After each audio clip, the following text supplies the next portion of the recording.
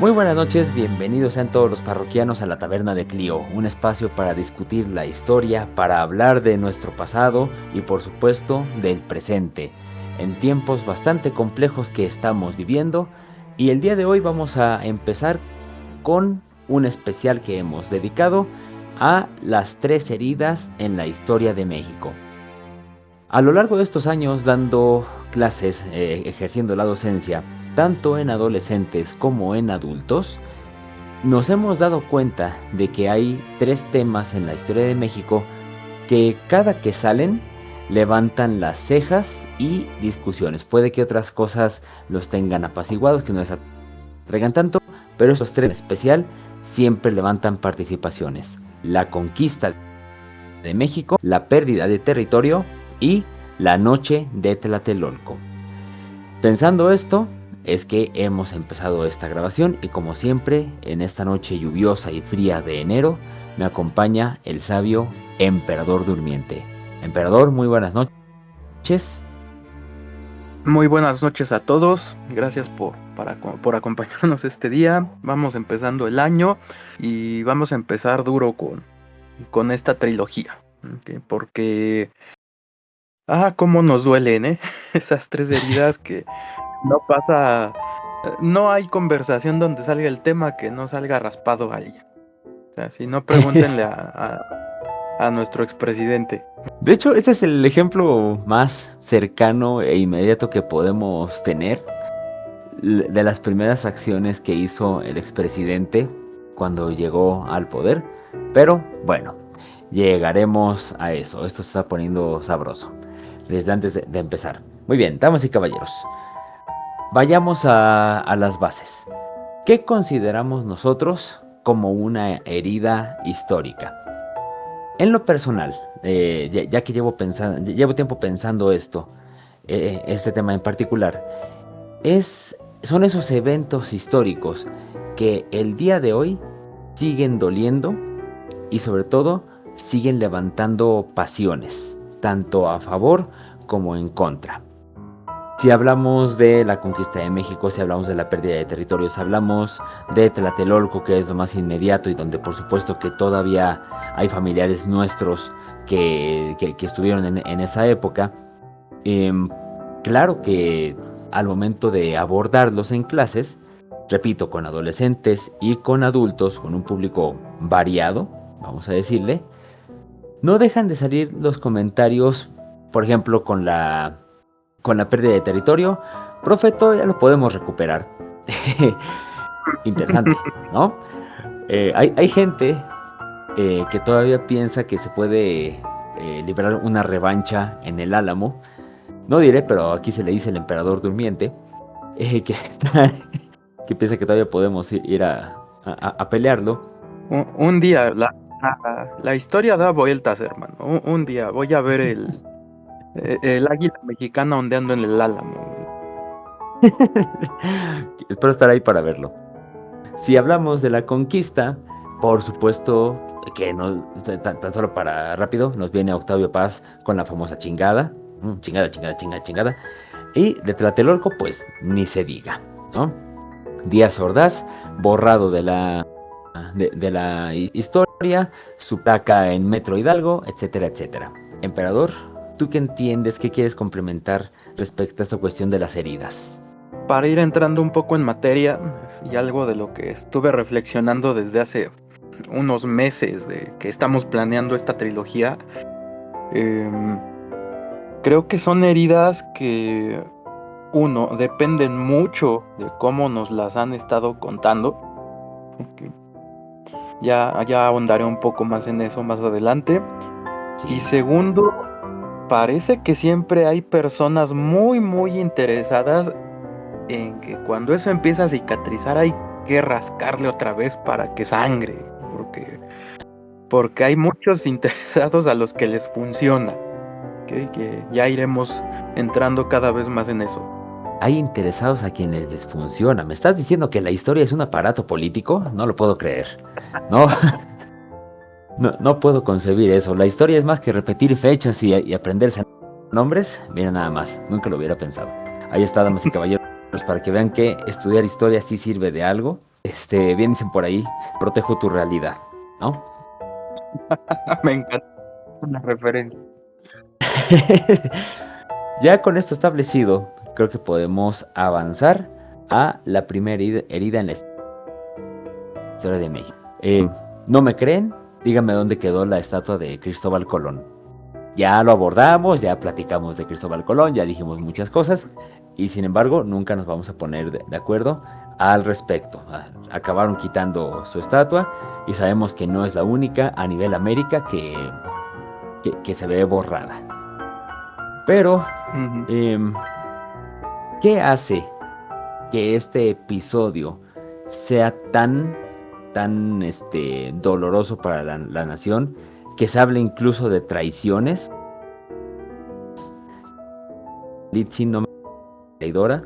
Hemos dicho no se puede nada a lo que no perteneces, hijo. Ni siquiera existía México. Pero bueno, ¿qué crees tú, emperador, que lo haga tan doloroso? Yo me remontaría al nacimiento de esto que llamamos México, ¿ok? Porque justo son heridas que le duelen al pueblo mexicano. Habrá quien diga que vamos más para atrás, ¿no? Pero si nos vamos más para atrás nunca acabamos. Que vamos a llegar al hombre de Tepexpan, y ya lo imagino ofendido pañoles que no existían, ¿no? Em, antes de antes de 1821, vaya, no podemos hablar de México. La identidad mexicana se empieza a construir muy tarde, en realidad, después de nuestra independencia. A mi punto de vista, quien logra la independencia, un Agustín de Iturbide, puede cuestionar mucho, hace un intento mantener ciertas instituciones, un poco de lo que ya venía haciendo el virreinato, pero aplicándolo a algo nuevo. Y hablamos de un militar que poco o nada sabía de cómo construir un país, igual que la gran mayoría de los independentistas, ¿no? Nos viene bastante complicado. Y veríamos las primeras nociones de mexicanidad que hayan permanecido como un himno nacional, como un orgullo patrio, como un territorio definido, vaya, hasta la guerra de reforma o quizá la intervención francesa, ¿no? Ahora ya me adelanté un poco, voy más para atrás. ¿Qué nos contaban? ¿O qué le contaban a los indígenas después de lo que llamamos nosotros conquista? Pues muchos de estos indígenas, los niños, ya hemos hablado o escuchado mucho de estos niños que ya crecen adoctrinados, y sí, llámenle como quieran, se impuso una religión, se impuso un sistema de valores, un sistema de creencias, ¿okay? Y ellos ya crecen con eso, ¿ok? No por nada teníamos las estatuas de Cristóbal Colón, las estatuas de diversos conquistadores en diferentes partes del país que justo las han ido quitando, porque esa es la versión oficial. Nos guste o no, éramos parte, o eran, que no me quiero incluir porque siempre hay alguien que se queja, que eran parte de la monarquía hispánica y esa era la versión que se les contaba. Los conquistadores fueron héroes, ¿okay?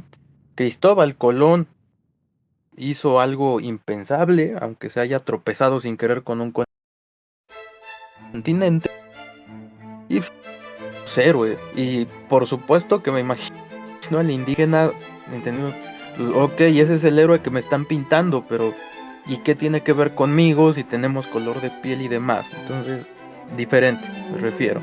Entonces, seguro desde ese momento ya había un choque ahí identitario que se va a seguir manteniendo durante 300 años, pero yo no estoy seguro en que identitantes pueblos indígenas explote el 15 o 16 de septiembre, vaya, ni en 1821. ¿Sí? Por eso yo quiero partir justo de 1821, cuando se empieza a cambiar esa versión. ¿Sí? ya no son los españoles heroicos. Ahora son los españoles que masacraron, que asesinaron, que violaron y demás. Es interesante que partamos de eso porque, en efecto, la narrativa puede cambiar dependiendo del mundo. Eh, Algo que me decía siempre mi abuelo es, no ha habido un solo día de paz. Si tan- a ver, llevamos y el mundo ya está apuntándose los unos a los otros y viendo si el mundial sí se hace o no. Va a ser va a ser una ceremonia muy interesante lo del mundial, damas y caballeros. La historia sigue en movimiento. Pero, volviendo a lo de las narrativas patrióticas y demás, algo que sigue alimentando el fervor antihispánico, por así decirlo, es precisamente el radicalismo hispánico, que nos ponemos a ver eh, el partido este de España, el Vox, nos ponemos a ver algunas publicaciones de esa parte y te dicen, pues es que nosotros venimos a salvarlos. Y entonces eso, lejos de conciliar las cosas, yo creo que le echa más leña al fuego eh, y ambos bandos se acaban prendiendo más todavía en esta eterna discusión de me conquistaste y te salvé. No sé cómo la veas en esa parte. Pues sí, está muy muy claro que iban a chocar las narrativas por, ya sabes, imperialismo, yo soy mejor que tú, te traigo la civilización y demás. Y tenemos que estar conscientes de que esa fue la versión oficial durante 300 años.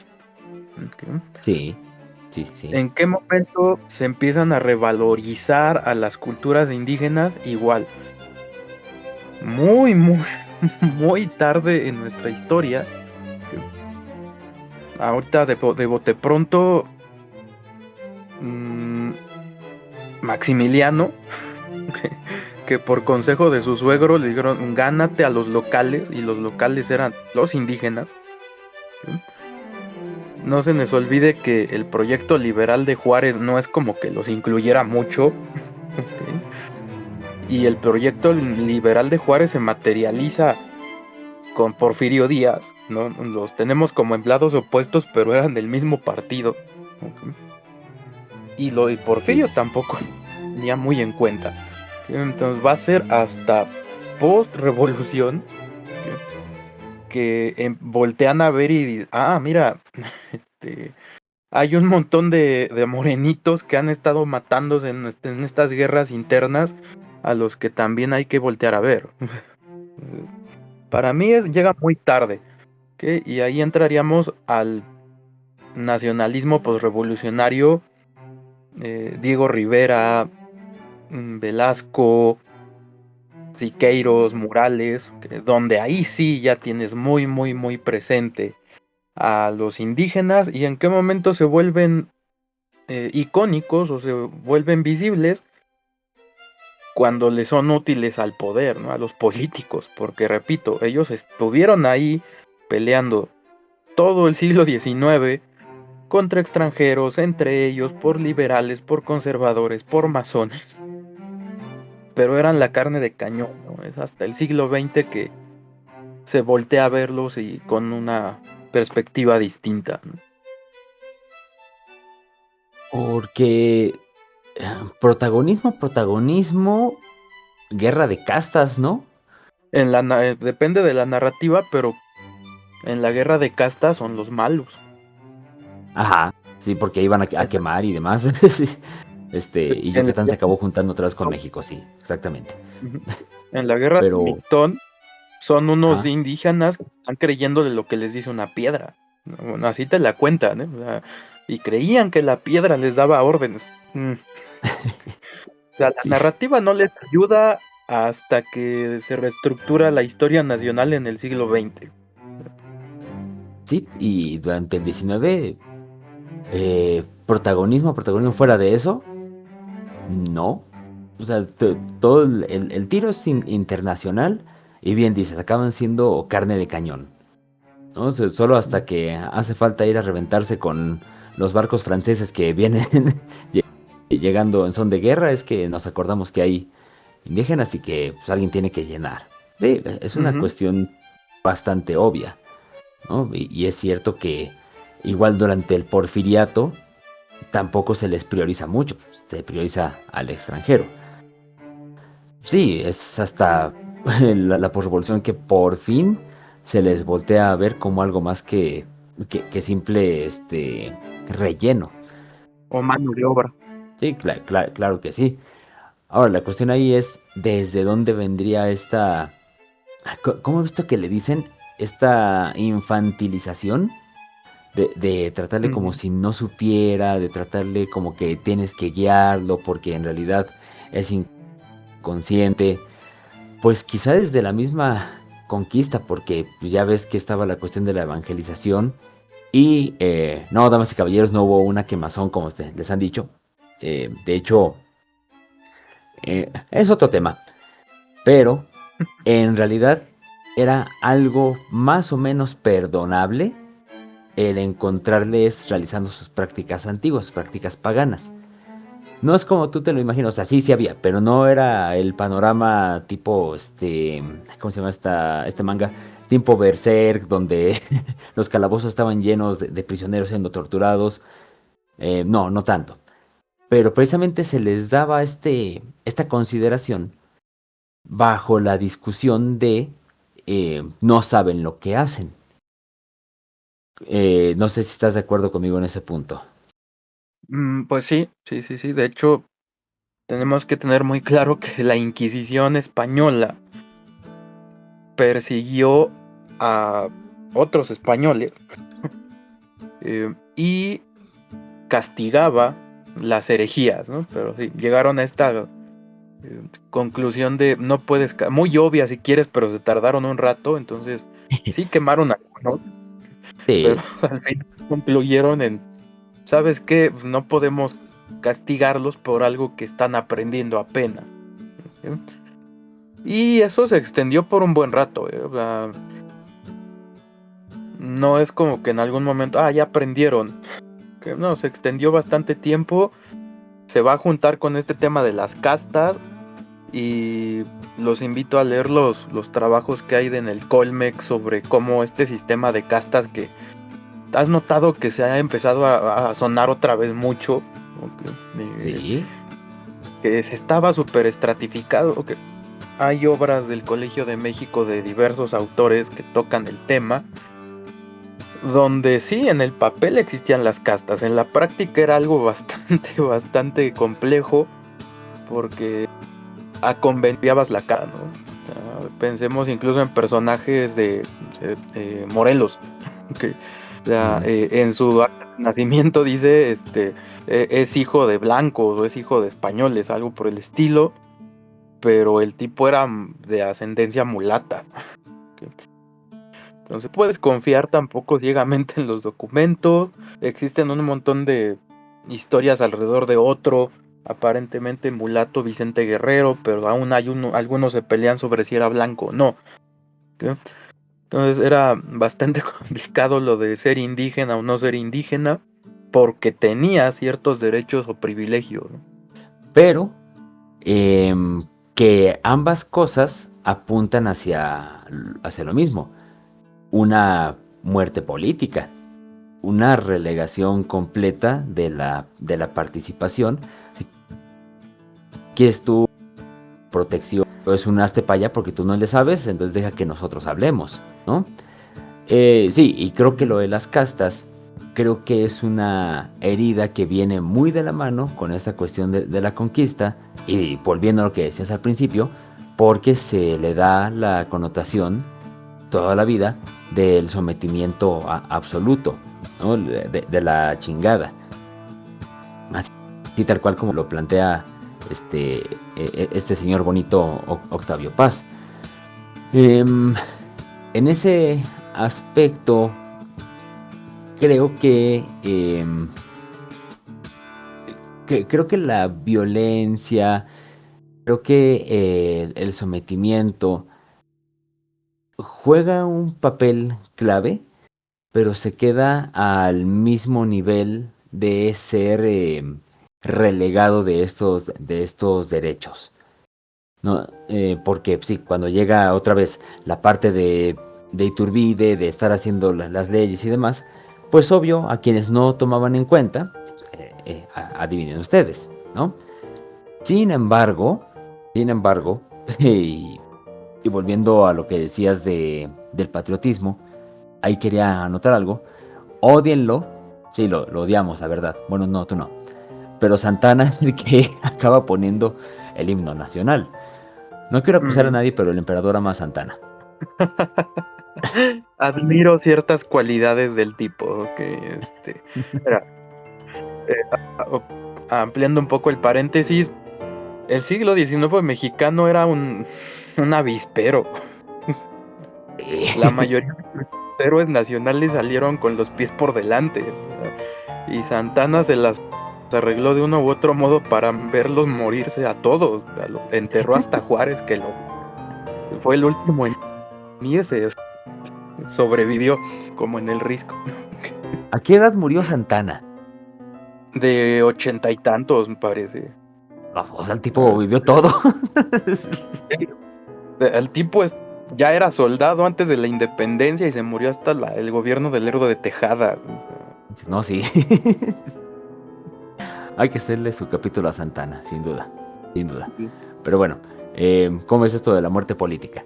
No, no. Me llama mucho la atención que menciones a Octavio Paz, ¿no? Porque Aquí vamos. es también, no, es que también tengo una anotación aquí que quería mencionar.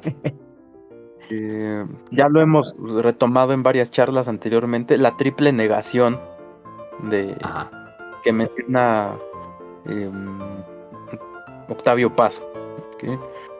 Que él menciona que cuando México se reconfigura en este algo llamado México, se tiene que preguntar, ¿y ahora qué somos, no? Porque se empieza a encontrar negando sus tres raíces tradicionales, ¿no? Niega su pasado español, ¿ok? Sí. Niega su pasado indígena, repito, el del siglo XIX no pintaban, en el proyecto de nación no estaban considerados, o no mucho, ¿ok? Y también intenta negar esta parte liberal su pasado católico, ¿ok? Ajá. Sí. Y entonces, todo el siglo XIX nos lo pasamos sin tener muy claro qué somos, ¿ok? Pensemos que Morelos quería expulsar a todos los españoles y Iturbide dijo que, pues, que se queden, ¿ok? Y después llegan los liberales y nos peleamos con España y nos peleamos con... Eso no impidió que el mestizaje se siguiera dando con españoles, con los gringos que llegaron, los irlandeses San Patricios, los franceses en los 60 del siglo XIX.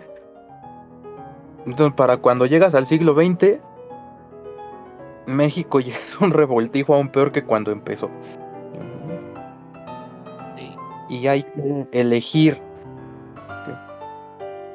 pues, qué somos, y ahí viene esta adopción, ¿no? Pues somos raza de bronce y éramos hijos de dioses, y entonces el hilo conductor de nuestro nacionalismo es el indigenismo. Ah, tienes razón. Pero hubo una elección. Pues ya no vamos a ser católicos y tampoco vamos a ser españoles, y ¿qué nos queda? Somos indígenas. Eso te iba a decir. Ya que queda. A ver, ya nos vamos con los religiosos, ya armamos la guerra por esto. A ver, creo que ya nos matamos entre nosotros por cuestiones políticas. A ver quién queda en pie. Pues el indigenismo. Vamos a darle. Lo cual es curioso también, tomamos el contexto de Juárez, que sí, una construcción posterior, pero cómo te presentan todo el tiempo a Juárez, ¿no? Cuáles son sus raíces. Insisten mucho en eso. Gracias Juárez por darnos un día de puente al año. Muchas gracias. Sí, sí, sí. No, es un ejemplo excelente porque mucha gente ama a Benito Juárez, que, bueno, Hans últimamente, pero mucha gente lo sigue amando, muy respetable, hizo cosas muy valiosas para nuestra historia, pero cómo llegó a presidente, pues, su cultura Eh, Pensemos en el circo que montaron ahora que llegó la nueva Suprema Corte y llegaron parece que en Guayabera, y hicieron un ritual con incienso y demás. Va, ok, ya llegaremos. Pero Juárez no podía hacer eso. Juárez se tuvo que incrustar en una sociedad blanca que nunca lo aceptó, porque aparte el tipo era chaparro, era moreno, pero aprendió el idioma de los blancos y se vistió como un blanco y terminó trabajando en favor de los blancos. No estaba fácil Sí. ser indígena. No, no, y en el contexto que mencionamos, donde cada tercer día mataban al presidente, pues yo creo que mucho menos. Esta era una cuestión de supervivencia pura, ¿no? Sí, mira, mérito de también Juárez mintió y engañó a quien tuvo para sobrevivir. Vaya, es el único que Y se se, murió de. Mira, esos dos y Porfirio son los únicos que se murieron de muerte natural, güey. y se religió 5 veces, banda. Sí, 5, ¿no? A ver, Suprema Corte, después de la guerra, después de Maximiliano, sí, no, son 5 veces que se eligió. No exactamente, Sí. porque recuerda, él llega por mecanismo constitucional, se Definamos auto. elección, No fue elección, o sea, definamos democracia. sí, no empecemos. Pero el tipo se auto-otorgó poderes extraordinarios para gobernar en estado de guerra. Entendible, estábamos invadidos. Pero ya las dos elecciones siguientes sí fueron medio cuestionables, ¿no? Pero Supervivencia política, damas y caballeros. Supervivencia política. vamos, ahora sí, tendríamos que centrarnos en siglo XX, posrevolución. Pues ahora somos hijos de Huitzilopochtli de Tlaloc. Desentiérrate todas las zonas arqueológicas que puedas. Lázaro Cárdenas hace Lina. Sí, hay que agradecer justamente que de pronto pues, hay presupuesto para excavaciones, para montar museos. Llega López Mateos con los museos nacionales. Eso hay que agradecerlo, pero por Sí, supuesto que hay un conductor en el que lo, lo indígena prevalece, ¿no? Y ponte en el museo la pieza estelar es la Piedra del Sol, que, que estaba ahí junto a la catedral recargado a medio abandonada, pues tráetelo a un museo. Y si tú ves el Museo de Antropología actual, pues es la pieza central de todo, ¿no? O sea, pensándolo bien, ahora está creo que directamente frente a la entrada, ¿no? O sea, tú entras al sí. museo y esa línea recta está ahí. O sea, entonces, es el museo más grande, obviamente, el de antropología. Ok. Em, ¿Y dónde está el Museo del Virreinato? Del virreinato es Tepo, ¿no? Tepoztlán, un pueblito mágico alejado de la ciudad Sí. y hasta donde yo recuerdo de los que menos presupuesto recibe, donde- hasta en eso se nota. Que Y visitas, porque pues, al final de cuentas es una excursión a atravesar el periférico para llegar a él. sí, sí, sí, sí. O sea, fin de semana sí es bastante concurrido, pero entre semana hay momentos en que está vacío. ¿Ok?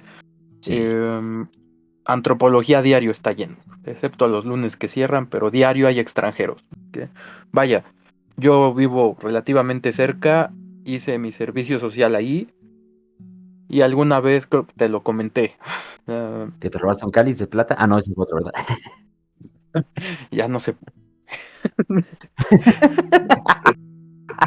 Perfectamente podría estar bebiendo mi vino ahorita en un cáliz de plata virreinal, pero no. Plata Es de jesuita, lino, por cierto. con IHS. Sí, o sea, consagrado aparte, o sea, no. Pero no, no. Eh, yo salí esta ocasión. Está el señor de los raspados ahí en la explanada de Tepoztlán. Y historiador recién egresado queriendo hacer plática. Y señor, ¿usted qué piensa de tener tantos tesoros allá dentro del museo? Y un señor setentón me dice, pues yo no sabía que eso era un museo. ¿Qué? A la madre. ¿Cómo?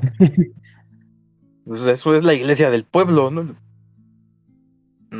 Pues, o sea, sí es una iglesia, pero ya no funciona como iglesia. Ahí tratando de explicarle, ¿no?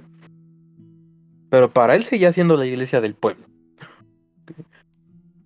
Sí. Porque aparte tiene una historia bastante curiosa de que alguna vez la gente que lo cuidaba era gente del pueblo que vivía ahí cuando estaba en ruinas. Entonces, para mucha gente mayor seguía siendo la iglesia del pueblo. ¿No? Te habla un poco de la falta de divulgación, ¿no? De esta parte virreinal de nuestro pasado. Lo que hemos dicho aquí en otros capítulos, nos ponemos a ver los actuales folletos, porque no son libros, damas y caballeros, los folletos de historia que se dan en las escuelas públicas. Están los indígenas, parpadeas, abres los ojos y ya están en la independencia. Nunca hubo Mm, conquista. Se ha ido borrando y borrando y borrando ese episodio. Cada vez es más, pese a que la conformación cultural, pues a final de cuentas está ahí, ¿no? Que ya dijimos, después se pierde el rumbo, pero muy buena parte de lo que somos hoy en día pues, está ahí. La gastronomía, el idioma, el arte. Vayan a las tienditas y díganme que no son barroco puro, con productos desde el piso hasta el techo en todas las paredes y a veces con paredes intermedias.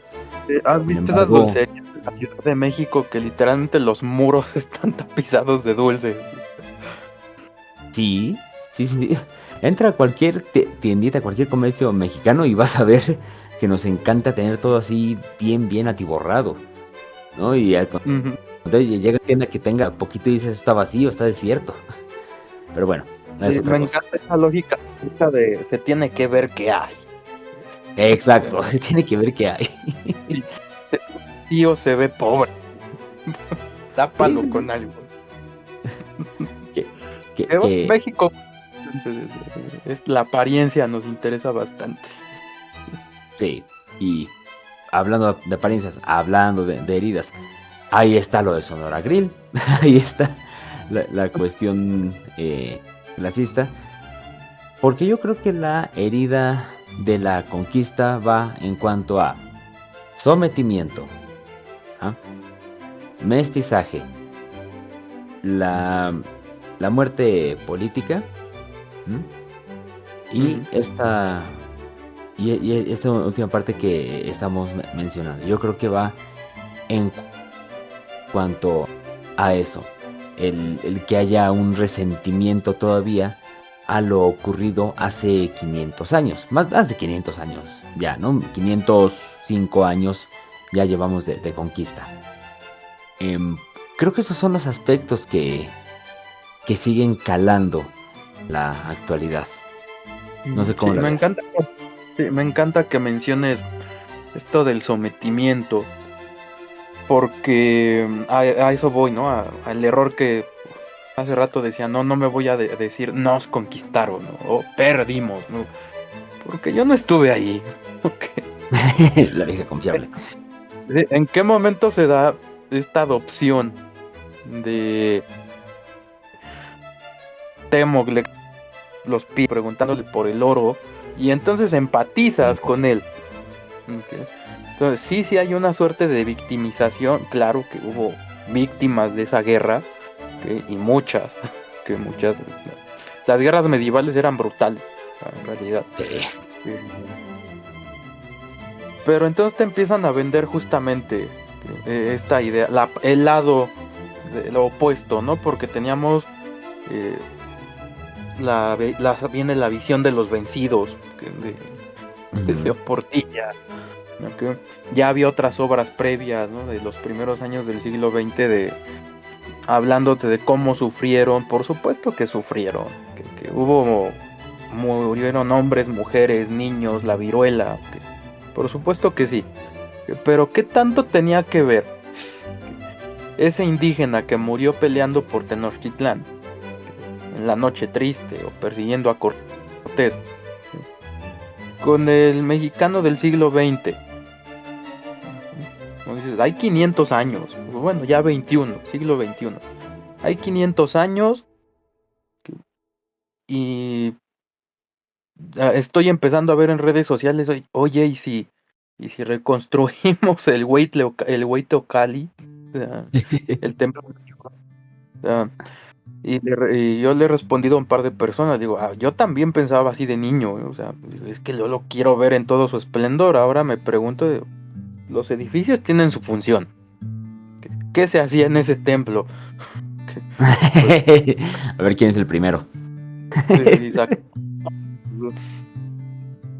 lo haríamos otra vez y no tendría sentido. Lo podríamos resignificar, pero de origen no tendría sentido. Entonces, a eso iba con lo del principio, ¿no?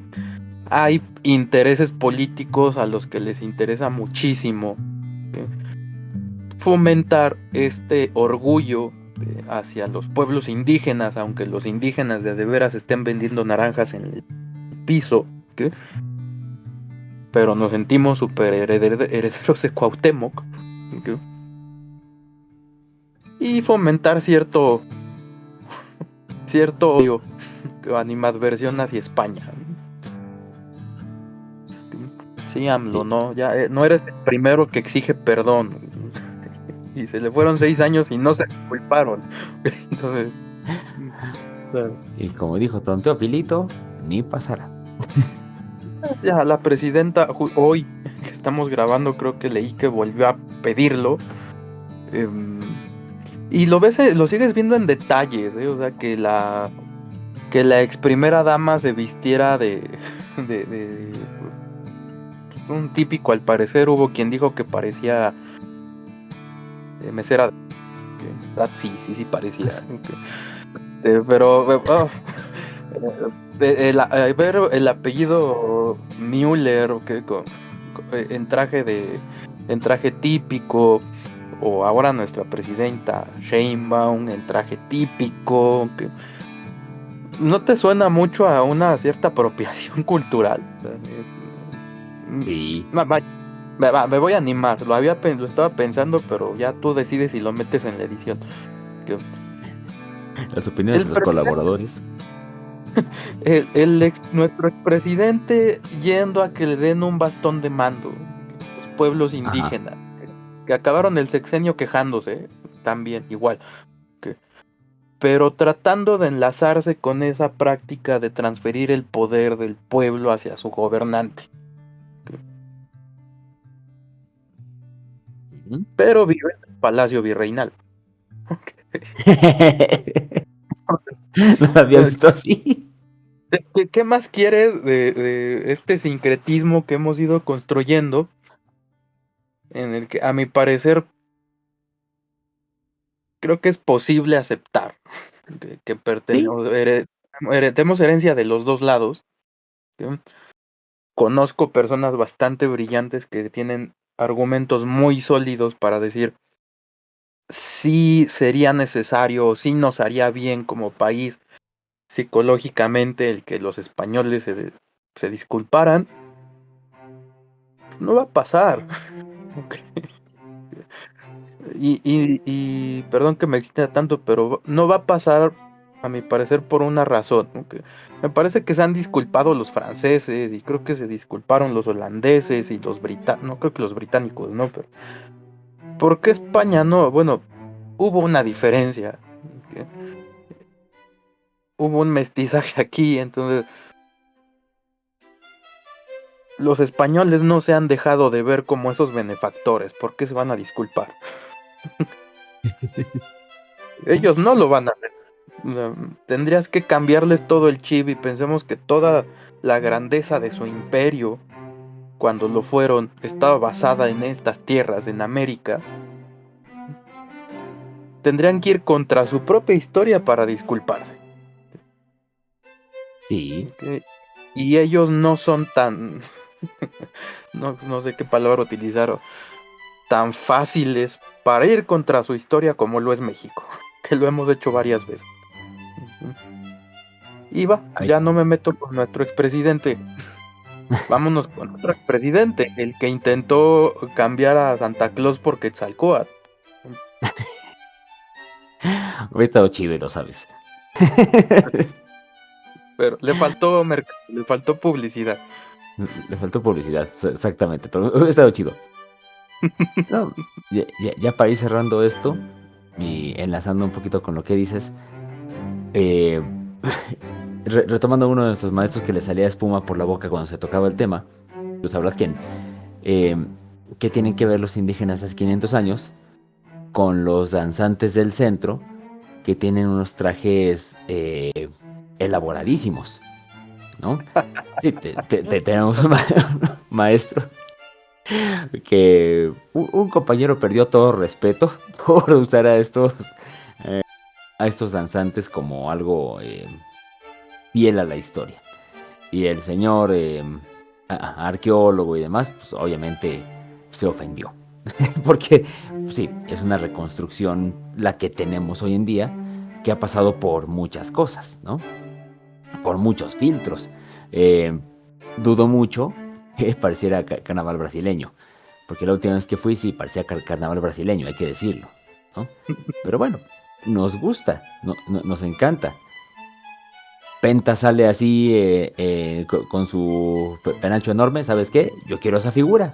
¿Cómo que no? Pero sabemos que no es 100% fiel, sabemos que es algo muy distante. Ujú. Ahí a Moctezuma. Ay, Moctezuma.